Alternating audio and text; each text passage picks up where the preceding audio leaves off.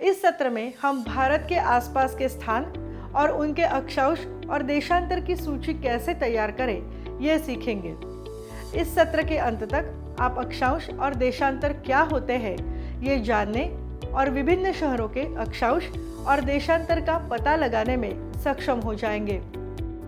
आइए अब हम अक्षांश और देशांतर के बारे में जानते हैं।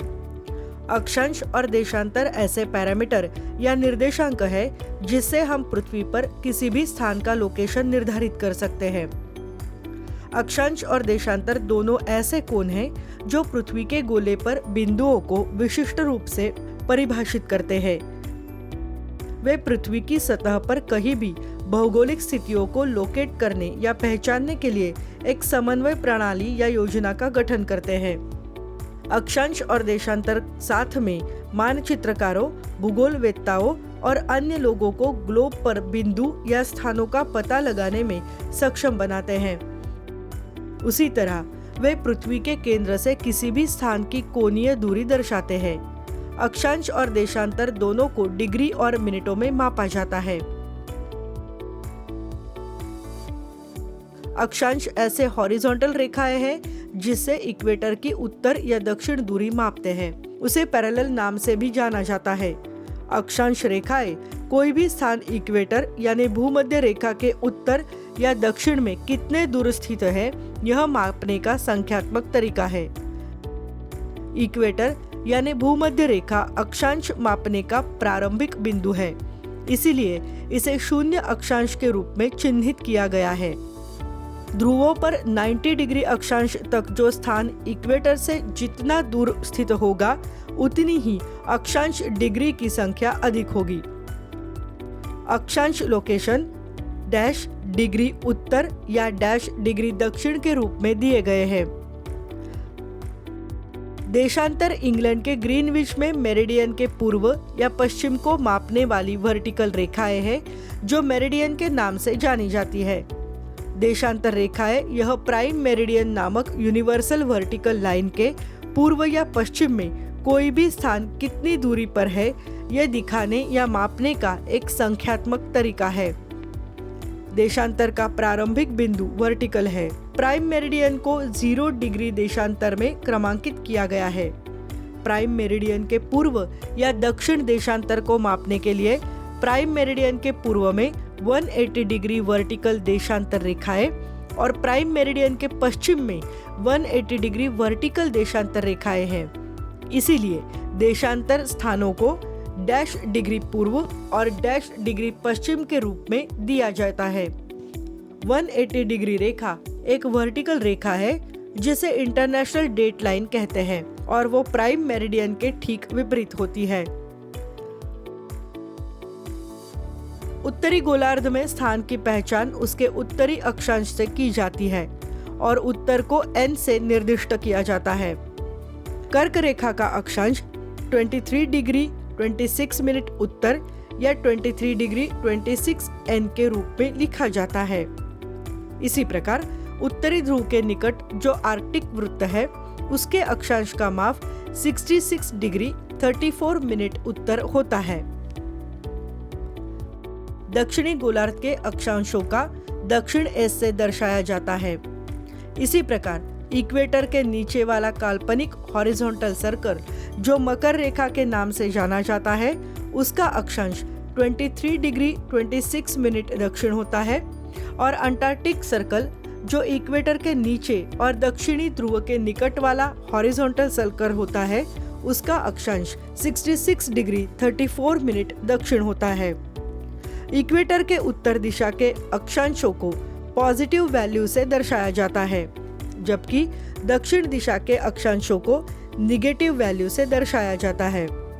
अक्षांश कोण की रेंज +90 डिग्री या 90 डिग्री उत्तर और -90 डिग्री या 90 डिग्री दक्षिण हो सकती है।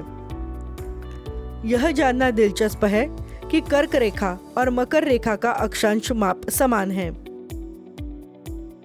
क्योंकि वे दोनों हॉरिजॉन्टली इक्वेटर से समान दूरी पर है।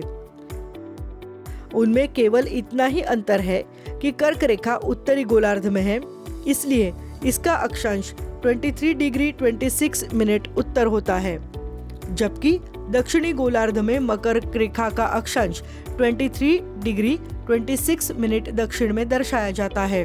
आर्कटिक सर्कल और अंटार्कटिक सर्कल के लिए भी यही बात लागू होती है। चलिए अब हम अक्षांश की वैल्यू को कैसे पढ़ें यह देखते हैं। अक्षांश 3 प्रकार के होते हैं, जैसे कि भूकेंद्रित, खगोलीय और भौगोलिक। भूकेंद्रित अक्षांश को ज्यादातर डिग्री और मिनट में, कभी कभी सेकंड में दर्शाया जाता है। भूकेंद्रित अक्षांश पृथ्वी के केंद्र पर एक कोण द्वारा अंटार्कटिक कोण को संदर्भित करता है और इसे हमेशा इक्वेटर से उत्तर दक्षिण प्लेन में दर्शाया जाता है।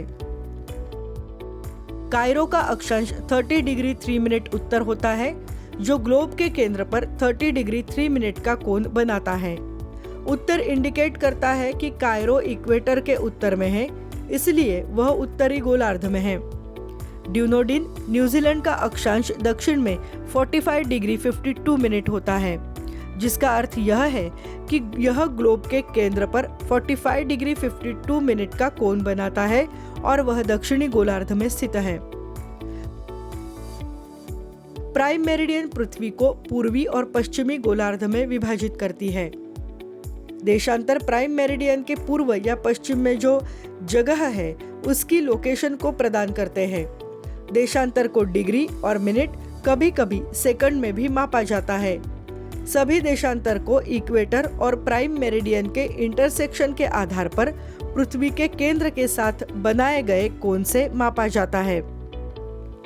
अब देखते हैं देशांतर की वैल्यू को कैसे पढ़ा जाता है। प्राइम मेरिडियन के अलावा अन्य सभी देशांतरों को प्राइम मेरिडियन के पूर्व और पश्चिम दोनों की तरफ 180 डिग्री तक मापा जाता है। उदाहरण के लिए देखते हैं, लॉस एंजल्स का देशांतर पश्चिम में 118 डिग्री 15 मिनट है। इससे हमें पता चलता है कि लॉस एंजल्स प्राइम मेरिडियन के पश्चिम में 118 डिग्री 15 मिनट पर है। उसी तरह लॉस एंजल्स पश्चिमी गोलार्ध में है। भारत के मुंबई का देशांतर 72 डिग्री 50 मिनट पूर्व में है, जो दर्शाता है कि मुंबई प्राइम मेरिडियन से 72 डिग्री और 50 मिनट पूर्व में है। मुंबई पूर्वी गोलार्ध में है। अक्षांश और देशांतर दोनों को कैसे पढ़ा जाता है यह हम अभी देखेंगे। पृथ्वी के प्रत्येक स्थानों को उसके अक्षांश और देशांतर की वैल्यू में दर्शाया जाता है। साथ में अक्षांश के सर्कल और देशांतर के मेरिडियन रेखाएं प्राइम मेरिडियन रेखाएं और इक्वेटर के संदर्भ में दर्शाती है कि विशिष्ट जगह पृथ्वी पर कहाँ स्थित है।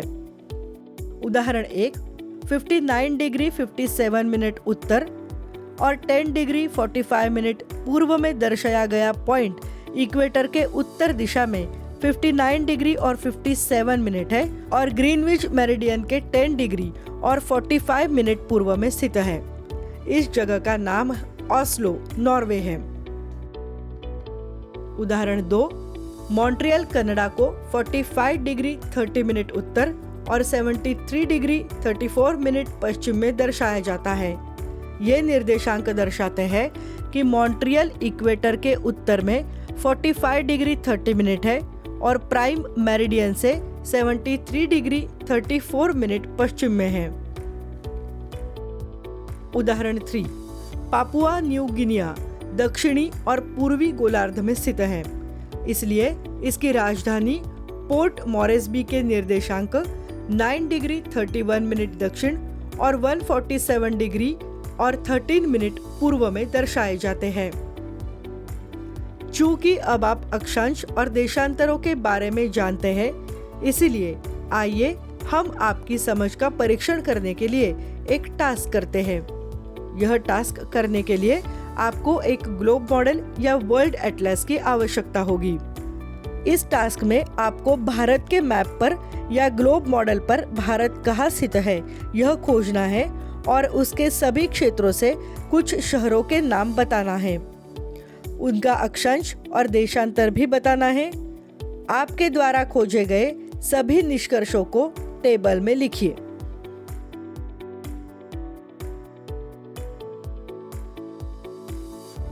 अभी हम भारत के आसपास के स्थानों, उनके अक्षांश और देशांतर की सूची तैयार करें इस विषय के सत्र के अंत तक पहुंच चुके हैं। अब तक आप अक्षांश और देशांतर क्या होता है ये जानने और विभिन्न शहरों के अक्षांश और देशांतर का पता लगाने में सक्षम हो गए होंगे।